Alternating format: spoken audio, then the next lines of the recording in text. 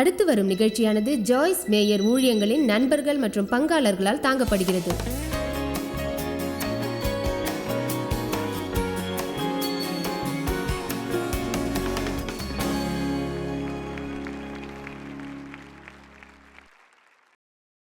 பொறாமை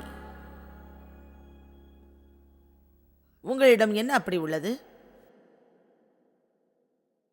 வேதத்தில் அதற்கான சில உதாரணங்கள் உள்ளன. பலதரப்பட்ட இஸ்ரவேலர்களிடையே பொறாமை இருந்தது. அவர்களை பற்றி சொல்வதற்கு நான் அதிக நேரம் எடுத்துக்கொள்ளப் போவதில்லை. ஆனால் இருவரை பற்றி உங்களுக்கு சொல்கிறேன். அவர்களில் ஒருவர் மிரியம், மற்றொருவர் ஆரோன். அவர்கள் மோசேயின் சகோதரியும் சகோதரனும் ஆவர். அவர்கள் மோசேக்கு எதிராக திரும்பினார்கள். ஏனென்றால் அவர் திருமணம் செய்த பெண்ணை அவர்களுக்கு பிடிக்கவில்லை. அவர் ஒரு வேண்டாத மனைவியை தேர்ந்தெடுத்ததாக கூறினார்கள். அதன் அடிப்படை இதுதான். அப்படித்தான் நினைக்கிறேன். அவர்களுக்கு அந்த பெண்ணின் நிறம் பிடிக்கவில்லை. ஆனால் அது ஒரு பிரச்சனையே அல்ல. ஆனால் உண்மையான பிரச்சனை என்னவென்றால் மோசே ஒரு முதலாளியாக இருப்பதும் அவர்கள் அப்படி இல்லாததும் தான். அவர்கள் சொன்னார்கள், ஆமாம், ஒருத்தரோடு மட்டும்தான் தேவன் பேசுவார் நினைக்கிறியா? அவர் எங்களோட பேசுகிறார். ஆனால் தேவன் மிரியத்திற்கு தொழுநோயை கொடுத்தார். ஒரு விஷயம் அதிலிருந்து நமக்கு புரியும். தேவன் நம் வாழ்வில் பல்வேறு காரியங்களை நிகழ்த்துவார். தேவன் அவர்களிடம் சொன்னார், என் பிரதிநிதியை எதிர்த்து என்ன தைரியத்தில் பேசுகிறீர்கள்? அதாவது மோசேயை. எனவே பிறருக்கு எதிராக பேசுவதில் நீங்கள் கவனமாக இருக்க வேண்டும். அவர்களை தேவன் அபிஷேகித்திருப்பது தெளிவானது. அவர்களை பயன்படுத்துகிறார். கேட்கிறீர்களா? உண்மையில் நாம் அனைவருமே தேவனால் அபிஷேகிக்கப்பட்டோம். எனவே ஒருவரை பற்றி ஒருவர் பேசும்போது மிக கவனமாக இருக்க வேண்டும். தேவன் ஒருவருக்காக யாரையாவது தேர்வு செய்தால் அதனால் அவர் நம்மை விட உயர்ந்தவர் என்ற அர்த்தமல்ல. ஆனால் நம்மிடம் மரியாதை அவசியமானது. இன்றைய சமுதாயத்தில் அந்த மரியாதை அதிகமாக இல்லாமல் உள்ளது. அது மிகவும் துயரமானது. அதற்கு காரணம் மக்கள் பிரதிநிதிகள் முட்டாள்தனமாக செயல்படுகிறார்கள். தாங்கள் செய்யும் தவறுகள் மூலம் மக்களுக்கு அவர்கள் ஒரு காட்சி பொருளாக மாறிவிடுகிறார்கள். நீங்கள் ஆவிக்குரிய தலைவர்களை ஆராதிக்க வேண்டாம், ஆனால் அவர்களை நீங்கள் மதிக்க வேண்டும். தேவன் அவர்களிடம் சொன்னார், என் ஊழியன் மோசேயை பற்றி பேசுவதற்கு நீங்கள் ஏன் அச்சப்படவில்லை என்றார். ஏன் நீங்கள் அதற்கு அச்சப்படவில்லை? அதன் பிரதிபலனாக அவளுக்கு தொழுநோய் வந்தது. மோசே அவளுக்காக ஜெபித்தார். அது அவரது குணத்தை காட்டுகிறது. நீ என்னை பற்றி பேசியதற்கு இது போன்ற வியாதியை பெறுவதற்கு தகுதியானவள் என்று அவர் கூறியிருக்கலாம். ஆனால் அவர் அவளுக்காக ஜெபித்து சொன்னார், என் தேவனை தயவு செய்யும், தயவு செய்யும். இன்னொரு சந்தர்ப்பம் உள்ளது. அவன் பேரை மறந்துட்டேன். அந்த நபர் தான் கோரஸ். அவனிடம் அநேக மக்கள் இருந்தார்கள். ஒரு தலைவரிடத்தில் நமக்கு தவறான எண்ணம் இருப்பது உண்மையில் தவறான ஒன்று. மேலும் ஒரு விஷயம் உள்ளது. அது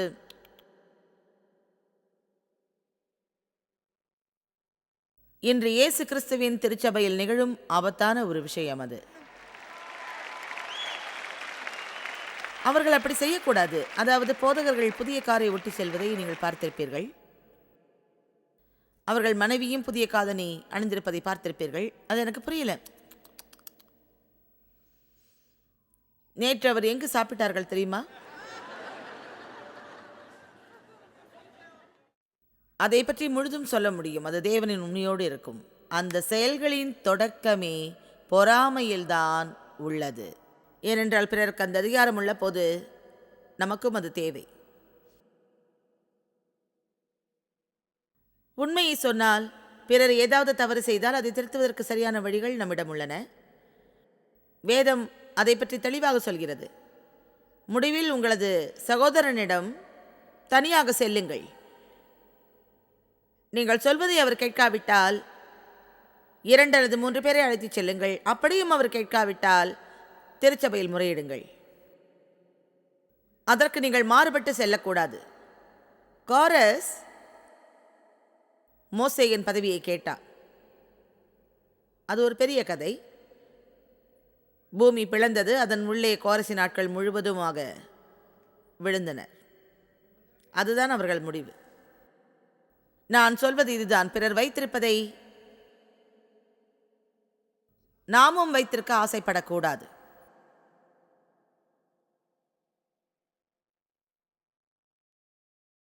சிலர் பாடுவதை நான் ஆர்வத்தோடு பார்ப்பேன். அவர்கள் குரல் அருமையாக இருக்கும். அப்போது நினைப்பேன், "ஓ, அவரை போல நான் பாடணும், நான் அப்படி பாடுறதுக்கு ஆசைப்படுறேன்." ஒரு நாள் பரிசுத்தாவி என்னை தடுத்து சொல்லியது, "அப்படி சொல்வதை நிறுத்து. அவர்களிடம் அந்த தாளந்தை வைத்திருப்பது நீ மகிழ்வதற்காக. அதை விட்டு அங்கே இருந்தபடி அதை நீ செய்ய நினைத்தால் அதை ரசிக்கவில்லை என்ற அர்த்தம். என்னிடம் தேவன் ஒரு தாளந்தை தந்திருப்பது உங்கள் மகிழ்ச்சிக்காகத்தான், எனக்காக அல்ல. அதன்படிதான் நான் வேலை செய்கிறேன்."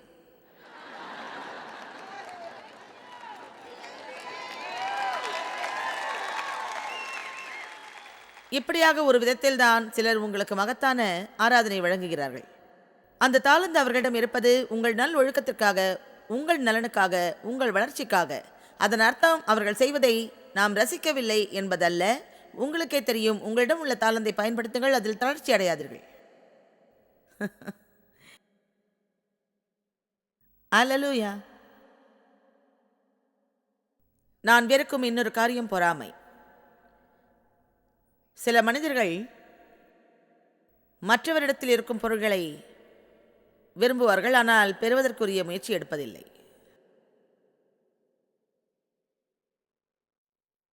இந்த பகுதியை நாம் எதிர்கொள்வது என்பது வலியுள்ள ஒன்றாகும். எனவே பிறர் மீது பொறாமை கொள்வதை நாம் தவிர்க்க வேண்டும். வெறுப்பு கூடாது. அவர்கள் வைத்திருப்பதில் ஆசை கூடாது. நமக்கு கிடைக்காதது அவர்களுக்கு கிடைக்கும்போது அதை வெறுக்கக்கூடாது. தேவனின் முழு ஆசீர்வாதமும் நமக்குள்ளது. அதற்குள் நாம் பிரவேசிப்பதில்லை, அதை ஏற்பதும் இல்லை. காரணம், நமக்குள் தவறான ஆவி உள்ளது. தேவ் பொதுவாக எந்த கூட்டத்திலும் எழுந்து தீர்க்க தரிசன வார்த்தையை வழங்க மாட்டார். எனக்கு நினைவுள்ளது, ஒரு முறை அவர் எழுந்து, "இந்த கூட்டத்திற்காக என்னிடம் ஒரு வார்த்தை உள்ளது" என்றார். அவர் சொன்னார், "நீங்கள் மகிழ்ச்சியாக இருப்பதை அறிய தேவன் விரும்புகிறார். பிறரிடம் உள்ளதை குறித்து மகிழ்ச்சி அடையுங்கள். அதுவரை நீங்கள் விரும்பியது உங்களுக்கு கிடைக்காது."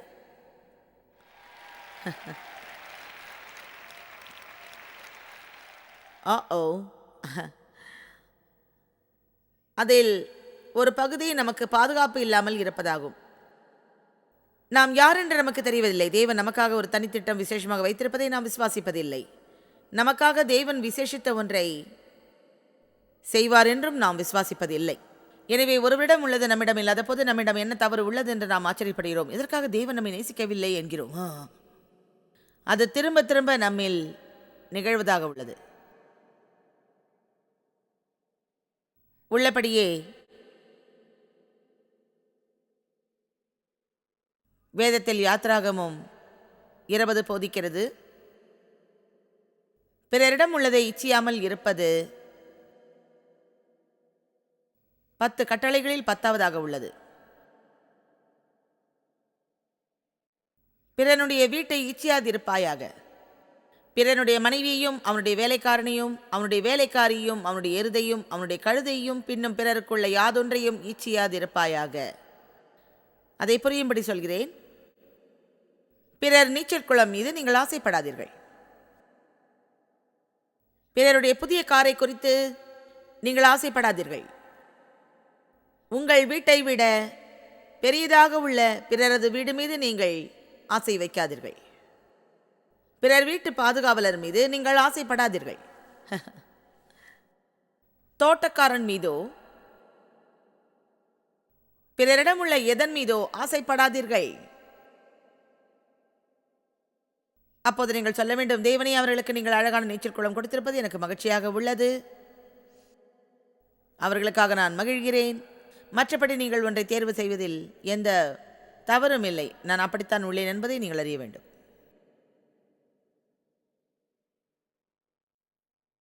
அவர்களுக்காக நான் மகிழ்கிறேன். ஒருவேளை நீங்கள் சொல்வது பொய்யாக இருந்தால் அதை பற்றி தேவனிடம் சொல்லலாம்.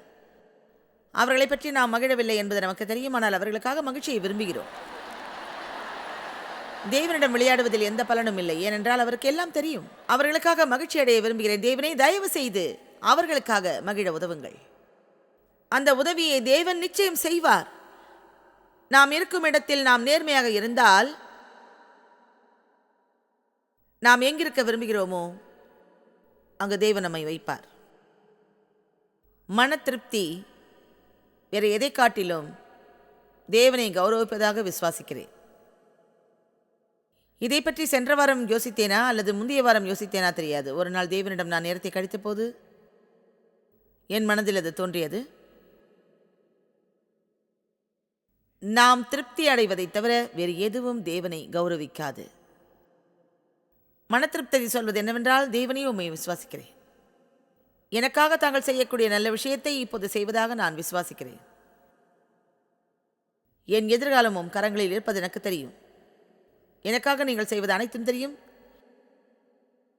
எனக்கு இப்போது வேண்டியதை நீங்கள் தராமல் இருக்கலாம், அது எனக்கு புரியாமலும் இருக்கலாம். ஆனால் உங்களிடம் அதற்கான காரணம் உள்ளதென்று நான் அறிவேன். உங்களை நான் விசுவாசிக்கிறேன்.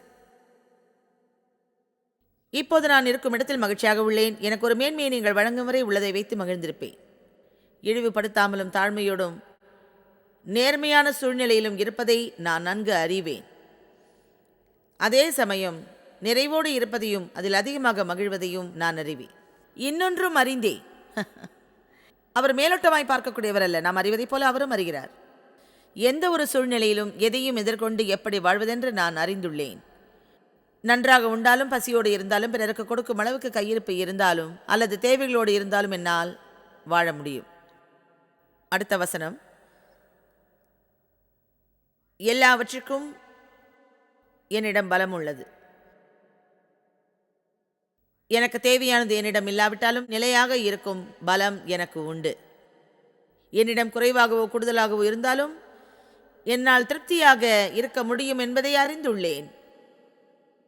நான் பொறுப்பாளராக இருக்கலாம், அல்லது உத்தரவுகளை பெறுபவராக இருக்கலாம், பரிமாறுபவராக இருக்கலாம், அல்லது பரிமாறப்படுபவராகவும் இருக்கலாம். எந்த பகுதியில் நான் இருந்தாலும், எந்த நிலையில் நான் வாழ்ந்தாலும், நான் யார் என்பதை உணர்ந்து அதில் திருப்தி அடைவதை நான் அறிந்துள்ளேன். தேவன் கொடுத்ததை வைத்து திருப்தியாக உள்ளேன். உங்களுக்கு இன்னொரு விஷயம் சொல்கிறேன். நமக்கு இருப்பதே போதும், அதில் நான் திருப்தி அடைகிறேன் என்று சொல்வதும் நினைப்பதும் திருப்தி அடைவதன் அர்த்தம் அல்ல. மீண்டும் வசனம் 11 பார்ப்போம். பிலிப்பியர் 4:11. என் குறைச்சலினால் நான் இப்படி சொல்லுகிறதில்லை, ஏனென்றால் நான் எந்த நிலைமையில் இருந்தாலும் மனரம்யமாயிருக்க கற்றுக்கொண்டேன். விரிவாக்கத்தில் உள்ளது போல் அதில் உள்ள அடிப்படையை நீங்கள் பாருங்கள். உங்கள் வாழ்வில் வேறு எதுவும் வேண்டாம் என்று நீங்கள் நினைக்கும் போது உங்களுக்கு திருப்தி ஏற்படுகிறது என்று அது சொல்லவில்லை. ஆனால் அதே சமயம் உங்களை தேவன் வேறு இடத்திற்கு அழைத்துச் சென்றாலும் இப்போது உள்ளதில் ஏற்படுவதுதான் திருப்தி. கிறிஸ்தவர்களுக்கிடையே உள்ள ஒரு வருத்தத்தக்க விஷயம் என்னவென்றால், இப்போதுள்ள பயணத்தில் நாம் மகிழ்வதில்லை. நாம் மகிழப்போவது எப்போது எப்போது என்பதுதான். எனக்கு திருமணமானது நான் மகிழ்ச்சியாக இருப்பேன், அது தேவையானது அல்லவே? நீண்ட காலம் நீங்கள் தனியாக வாழ்ந்தால் திருமணத்தில் நீங்கள் மகிழ்ச்சி அடைவதற்கும் நீண்ட காலமாகும். ஏனென்றால் நீங்கள் அடைகிற எல்லாவற்றையுமே நீங்கள் அடைவதற்கு நீண்ட காலமாகும். குறைந்த காலமாகாது, ஆனால் நீண்ட காலமாகும். அது அருமையானது, திருமணம் அருமையானது தான். ஆனால் அதன் மூலம் உங்களுக்கு மகிழ்ச்சி ஏற்படும் என்றால் தேவனை காட்டிலும் ஏதோ உங்களிடம் அதிகம் உள்ளது. அது ஏதோ ஒன்று, உங்களுக்கே அது தெரியும். நீங்கள் ஊழியம் செய்பவராக இருக்கலாம், உங்கள் வேலையில் ஏதோ ஒன்றை நீங்கள் செய்யலாம், அது உங்களுக்கு எப்படியும் இருக்கும். ஆனால் ஏதோ ஒன்று, உங்களுக்கு பெரிய ஒரு வீடு கிடைக்கலாம், ஏதோ ஒன்றும் கிடைக்கலாம். நாம் செல்லும் பாதை எதுவாக இருந்தாலும் இருக்கிற இடத்தில் மகிழ்ச்சி அடைவோம். உங்களுக்கு தேவைப்படுவதை தேவனிடம் கேளுங்கள். அது உங்களுக்கு கிடைக்கும் முன்னால் வேறு ஒருவருக்கு கிடைத்தால் பொறாமைப்படாதீர்கள். ஏனென்றால் தேவன் உங்களுக்கு அளிக்கும் சிறிய பரீட்சை அது. அதன் மூலம் உங்களது போக்கு சரியாக உள்ளதா, உங்களுக்கு ஆவிக்குரிய மேம்பாடு உள்ளதா என்பதை அறிந்து அதன் பிறகே ஒரு தீர்மானம் செய்து நீங்கள் வேண்டும் என்று கேட்பதை உங்களுக்கு அவர் தருவார். என்னிடம் ஒரு கார் உள்ளதை பார்த்து வேறு நல்ல கார் வைத்திருப்பவர் யாரும் என் மீது பொறாமை கொள்ளவில்லை. மக்களின் பார்வையில் நாம் அதிகம் இருந்தால் நம்மை பற்றி அவர்கள் கேவலமாக பேசக்கூடிய விஷயங்களும் அதிகம் இருக்கும். ஒருவேளை நீங்கள் சைக்கிளில் செல்பவராக இருக்கலாம், அதன் மூலம் உங்கள் மனம் புண்படலாம், வெறியோடும் கோபத்தோடும் இருக்கலாம். ஆனால் அவை எல்லாம் மாறுபட்ட விஷயங்கள். அவர்களை நினைத்து நான் வருத்தப்படுகிறேன். அப்படி நினைக்க காரணம், அவர்கள் என்ன பேசுகிறார்கள் என்பதை அவர்கள் அறியவில்லை. அதன் அடிப்படை விஷயம் இதுதான். ஒரு அவிஸ்வாசிக்கு ஒரு விசுவாசி கிடைக்கவில்லை, அவர்களுக்கு அது வாய்க்கவில்லை. அவர்களுக்கு நாம் சொல்வது புரியாது, அதனால் அவர்களிடம் விளக்கம் தர வேண்டிய அவசியமில்லை. நம் கருத்து எடுபடாது, ஏனென்றால் அவர்களது போக்கே நாம் சொல்வதை ஏற்க மாட்டார்கள். நான் அநேக நேரம் சிலரை பேட்டி காணும்போது சொல்வார்கள், உங்களுக்கே தெரியும், எல்லா விதமான விமர்சனங்களையும் எப்படி நீங்கள் ஏற்றுக்கிறீங்க, ஏன் மக்கள் விமர்சனத்தை எதிர்பார்த்தே இருக்காங்கம்பாங்க. அவர்களிடம் பொறாமை உள்ளது என்பேன். அவர்கள் பொறாமையானவர்கள். நம்மிடம் உள்ளதெல்லாம் அவர்களிடம் இருந்தால் அவர்களுக்கு பொறாமை வராது. ஆமென். ஒரு விஷயத்தை நினைக்கும் போது எனக்கே வேடிக்கையாக இருக்கும். நம்மை பற்றி பொறாமைப்படும் பெரும்பாலான மக்கள் எந்த விதத்திலும் அளவிலும் தகுதியிலும் நமது வாழ்வில் நாம் அடைந்துள்ளதை அடைவதற்கு ஏற்றவர்களே அல்ல. யாருமே ஒருவேளை படுத்து உறங்கியதும் மறுநாள் காலை தங்கள் கனவுகளை அடைய மாட்டார்கள். அதற்கு ஒரு நடைமுறை உண்டு, வேலை உண்டு, பொறுப்பு உண்டு, பொறுமை உண்டு, அதற்கேற்ற காரியங்கள் உண்டு. எதையும் விட்டுக் கொடுக்க மாட்டோம் எந்த ஒரு சந்தர்ப்பத்திலும். ஆமென். ஒன்றை நினைவில் வையுங்கள், நாம் விரும்புவது எல்லாவற்றையுமே தேவன் கொடுக்க மாட்டார்.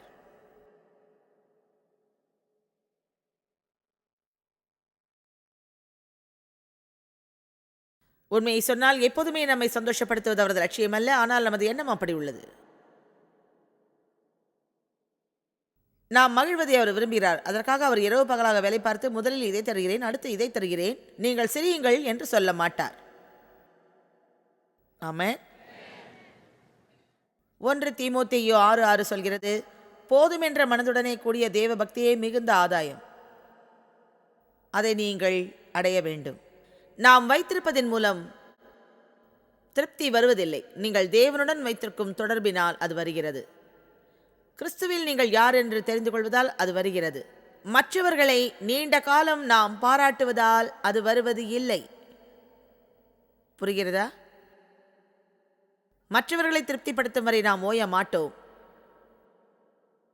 நீங்கள் சொல்லலாம், நீ சொல்லதை பற்றி எனக்கு கவலை இல்லை, அதை வேடிக்கையாக சொல்ல மாட்டீர்கள். அதாவது ஒரு காலகட்டம் வரை மற்றவர் நினைப்பது பற்றியே நாம் எண்ணுகிறோம். அதே சமயம் இப்படி நாம் சொல்வதிலும் ஒரு உண்மை உள்ளது. நீங்கள் எங்கிருந்து வருகிறீர்கள் என்பது எனக்கு புரிகிறது.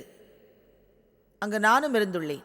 என்னை பற்றி உங்களுக்கு மாறுபட்ட கருத்துக்கள் உண்டு என்பது எனக்கு தெரியும். அதை பற்றி நான் கவலைப்படுவதில்லை, ஏனென்றால் நீங்கள் புரியாதவர்களாக உள்ளீர்கள் என்று எனக்கு தெரியும். ஆமென். அதை நான் கடந்து வந்தேன். என் முதலாளியை குறித்து பொறாமை, போதகரை பற்றி விமர்சனம், அதே போல பல பல. இப்போது உங்களிடம் பேசும் இந்த உண்மைகளை நான் அலசி ஆராய்ந்த காரணத்தால் நான் இப்படி பேசுகிறேன். உங்களிடம் உள்ளதை நான் விரும்புகிறேன், ஆனால் தேவன் அவற்றை எனக்கு தரவில்லை.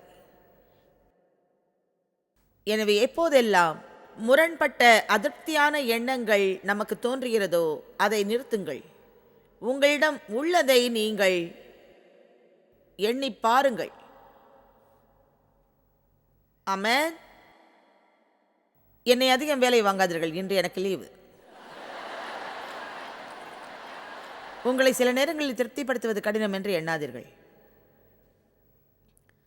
மனிதனின் மாம்சம் பற்றி நான் அறிவேன். உங்களுக்கு கிடைப்பதை வைத்து நீங்கள் அதிசயிப்பீர்கள், அதை உங்கள் மாம்சத்தில் ஏற்பதை கடினமாக நினைப்பீர்கள்.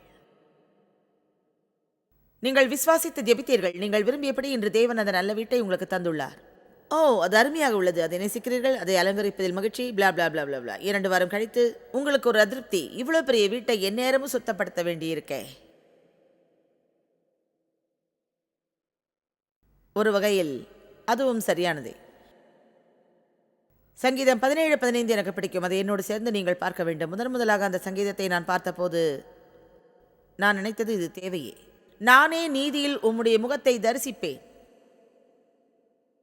தேவன் தம்மை நாடுவது எப்படி என்றும் அவர் செய்வதை எதிர்பார்க்க கூடாது என்றும் முதலில் எனக்கு உணர்த்தியது அந்த வசனம்தான்.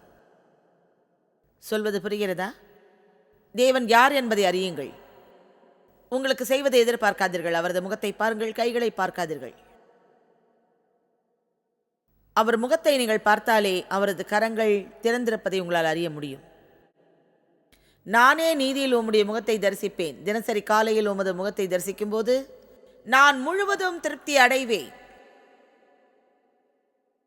நான் எப்பொழுதும் உம்மோடு இருக்க விரும்புவதால் நல்ல பங்கையும் நான் உம்மிடம் வைத்துள்ளேன்.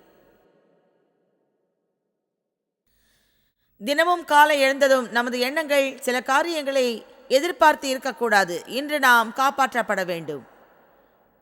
இன்று மற்றவர்கள் நமக்கு என்ன செய்வார்கள் அல்லது எல்லாம் எப்படி நடக்கும் என்று போனால் நாளை பார்க்கலாம். அதை தவிர்த்து நமக்குள் தேவனை பற்றிய இனிய எண்ணங்கள் இருந்தால், அவர் மீது விசுவாசம் வைத்தால், நீங்கள் நினைத்தபடி எல்லாம் நடக்கும். நாம் சொல்ல வேண்டும், தேவனை உம்மை நான் அதிகம் நேசிக்கிறேன், எனக்கு நீர் செய்தவைகளுக்காக நன்றி. தேவனை உம்மை அறிந்ததை பாராட்டுகிறேன், உம்மால் என் வாழ்வில் முன்னேறினேன். இப்போது கூட நீர் எனக்காக என் வாழ்வில் அன்றாடம் கிரியை செய்வதை நான் அறிகிறேன். அது ஒரு நல்ல செய்தி. ஒருவேளை இன்றைய பொழுதில் சில கடினமான நேரத்தை நீங்கள் சந்திக்கலாம். அப்போது சொல்லுங்கள், தேவனே, நான் சந்திக்க வேண்டிய கடினமான காரியங்கள் உள்ளன. நடப்பவைகள் எல்லாம் எனக்கு சாதகமாக இல்லை. ஆனால் அவற்றை நானாக நிவர்த்தி செய்ய முடியாததால் உமக்கு நன்றி பாராட்டுகிறேன். நான் செய்யும் எல்லா காரியங்களிலும் நீர் என்னோடு இருப்பதற்காக நான் நன்றியோடு உள்ளேன். நீர் உடனடியாக உதவி செய்வீர் என்று நம்புகிறேன். தேவனே, நீர் உதவாவிட்டாலும் உம்மை நான் தொடர்ந்து விசுவாசிப்பேன். நான் அதில் திருப்தியாக இருப்பேன்.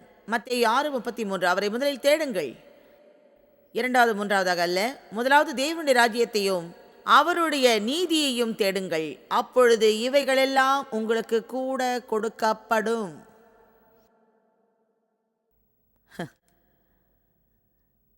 அந்த வேத வசனத்தில் தோல்வி என்பதே உங்களுக்கு இல்லை. காரணங்களை தேடுவதை விட்டு தேவனை தேடுங்கள். அவரிடம் சொல்லுங்கள், தேவனே, நீர் எனக்கு கூடுதலாக செய்யாவிட்டாலும் உங்களில் நான் மகிழ்ந்திருக்கிறேன். ஏனென்றால் நித்திய ஜீவனோடு உம்மோடு இருக்கப் போகிறேனே, அதுவே எனக்கு போதும். நீர் என்னை நிபந்தனை இல்லாமல் நேசிக்கும் போது, யாரோ ஒருவரும் நிபந்தனையற்று என்னை நேசிப்பதாகவும், யாரோ ஒருவர் என்னிடம் உள்ளதை வைத்து என்னை நேசிப்பதாகவும் உணர்கிறேன். என்னை தெரிந்த யாரோ ஒருவர் உள்ளபடியே என்னை நேசிக்கிறார். அவர் நிச்சயம் என் நண்பர். ஆமென். இப்படிப்பட்ட விவாதங்களைத்தான் நமக்குள் நாம் நிகழ்த்த வேண்டும். உங்களிடம் இன்று காலை நான் பேச்சுவார்த்தை நடத்தினேன். ஆனால் அந்த பேச்சுவார்த்தை நம் இருவருக்குள் இருக்க வேண்டும். உங்களுக்குள் முரண்பாடும் அதிருப்தியும் ஏற்படும் போதெல்லாம் நீங்கள் நினைவில் வைக்க வேண்டிய ஒரு விஷயம், எங்காவது ஒரு மூலையில் அமர்ந்தபடி உங்களை நீங்களே கேட்டுக்கொள்ளுங்கள். குணத்தை இழப்பது சரியல்ல. நீங்கள் ஆசீர்வதிக்கப்பட்டீர், ஆசீர்வதிக்கப்பட்டீர். வேறு எதை காட்டிலும் நமது மனத்திருப்தியே தேவனை கௌரவிக்கிறது. அது நமக்கு நிகழும் ஆபத்தான ஒரு விஷயம். தேவன் நமக்கு நியமித்த ஒரு சில காரியங்களை மட்டுமே நாம் செய்கிறோம்.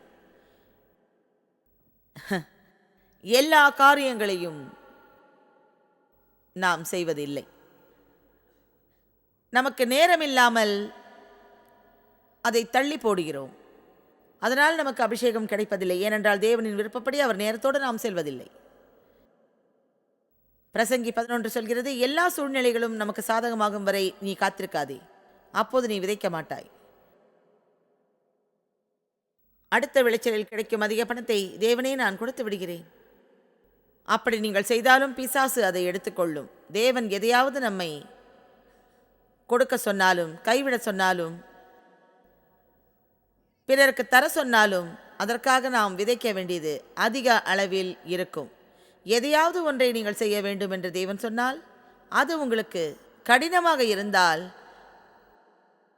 அவர் அப்படி சொல்வது உங்களுடைய நன்மையை கருதித்தான், வேறு எதற்கும் அல்ல. தேவனுக்காகவே இந்த காரியங்களை செய்கிறோம் என்று நினைப்பதை முதலில் அகற்றுங்கள். அது நமது நன்மைக்கு. தேவன் நம்மிடம் சொன்ன எல்லா காரியங்களையும் செய்யாமல் சில காரியங்களை மட்டுமே நாம் செய்தால், நாம் செய்வது ஒரு தியாகத்தை மட்டுமே அல்லாமல் கீழ்ப்படுதல் அல்ல. என் வழியில் செய்வேன் அல்லது செய்ய மாட்டேன். ஒரு விஷயம் சொல்கிறேன், உங்களுக்கு உதவுவதற்காக அதை நீங்கள் செய்ய வேண்டும். இதை என் மூலமாகவே செய்யப் போகிறேன். 100 முறைக்கும் மேல் சொல்ல வேண்டும், தேவனே, உமது விருப்பப்படி செய்வேன், என் விருப்பப்படி அல்ல. ஒரு பயிற்சிக்காக நாம் அதை சொல்வோம், உமது விருப்பப்படி செய்வேன், என் விருப்பப்படி அல்ல.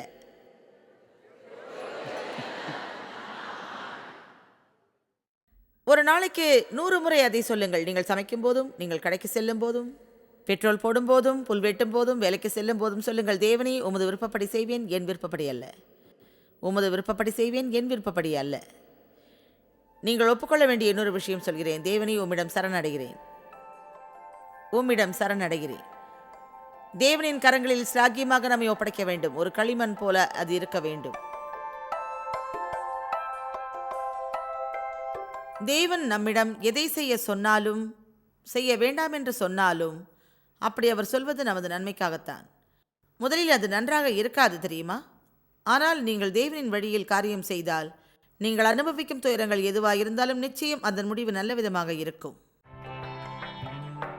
பங்காளர்களுக்கும் எங்களது நன்றியையும் பாராட்டுகளையும் தெரிவிக்கிறோம். ஒன்றாய் இணைந்து நாம் பசியுள்ளவர்களை போஷித்து உடைகளை கொடுத்து தேசங்களுக்கு சுவிசேஷத்தை சொல்லி வருகிறோம். எங்களை தொடர்பு கொண்டு உங்கள் ஜெப தேவைகள் மற்றும் எங்களின் வெளியீடுகள் பற்றி அறிந்து ஜாய்ஸ் அவர்கள் நிகழ்ச்சிகளை அறிந்து எங்களோடு இணைந்து தேவ அன்பை உலகிற்கு பரவச் செய்யுங்கள். அடுத்து வரும் நிகழ்ச்சியானது ஜாய்ஸ் மேயர் ஊழியங்களின் நண்பர்கள் மற்றும் பங்காளர்களால் தாங்கப்படுகிறது.